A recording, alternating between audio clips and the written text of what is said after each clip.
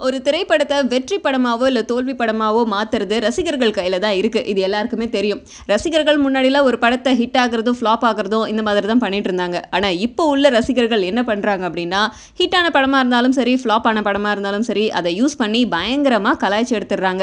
குறிப்பா சமீபத்தில லிங்குசாமி தயாரிச்சு இயக்கின அஞ்சான் படம். அது எந்த அளவுக்கு தோல்விய சந்திச்சது அப்டின்னு நம்ம எல்லாருக்குமே தெரியும். இது இவ்ளோ தோல்வி அடைஞ்சிருச்சா அப்டின்னு எல்லாருக்குமே தெரிய வச்சது நம்ம ரசிகர்கள் தான்.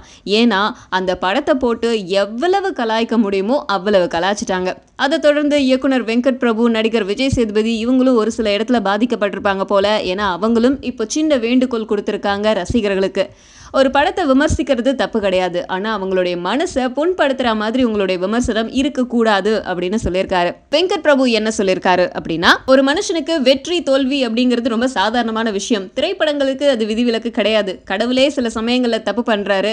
டைரக்டர்ஸ் ஒன்றும் கடவுள் இல்லையே, அவங்களுடைய கணிப்பு ஒரு சில இடத்துல தப்பாகலாம். அதே மாதிரி தான் அஞ்சான் படமும் ஆயிருக்கு. அந்த படம் தோல்வி அடைஞ்சதுக்கு சுத்தமா நம்ம லிங்குசாமி தான் காரணம் அப்படின்னு சொல்லிட முடியாது. இப்படி நீங்க ஒரு படம் தோல்வி அடைஞ்சதை கலாய்ச்சிருக்கீங்க அப்படின்னா நல்ல படங்களை ஆதரிக்கணும் இல்லையா? தங்க மீன்கள் படத்தை ஏன் நீங்க ஆதரிக்க மறந்துட்டீங்க அப்படின்னு பயங்கரமா கொஸ்டின்லாம் கேட்டிருக்காரு. இதுக்கு ரசிகர்கள் என்ன பதில் சொல்ல போறாங்கன்னு தெரியல. அது ஒரு பக்கம் இருக்கட்டும். ஸோ இவங்களுடைய வேண்டுகோள்லாம் ரசிக பெருமக்களுக்கு என்ன அப்படின்னா, படங்களை கலாய்ங்க, தப்பு இல்லை. ஆனா அவங்களுடைய மனசை புண்படுத்துற வகையில கலாய்க்காதீங்க அப்படிங்கிறது தான் சொல்லியிருக்காங்க.